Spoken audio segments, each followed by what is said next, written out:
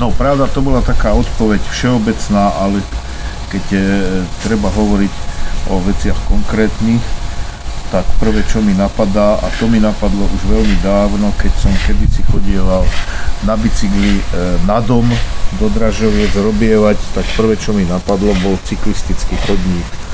No a určite to nenapadlo len mňa, okrem mojej manželky, to iste už pred nami napadlo všetkých ľudí, ktorí chodievajú na bicykli po tej úzkej krajnici a vedia, čo to je, na vlastnej koži spoznali to, čo to je ísť na bicykli napríklad popri kamióne, keď ich predbieha.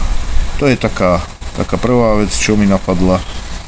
A potom, čo sa týka takého všeobecného takého kultúrneho žitia, je to, aby ľudia mohli chodiť po dedine bez toho, aby si namáčali topánky do blata, aby mohli chodiť rovno a diskutovať prípadne. No, to sú chodníky.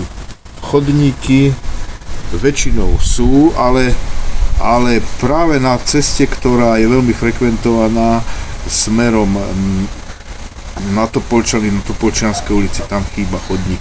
Na pravej strane smerom von z obce, von z mesta.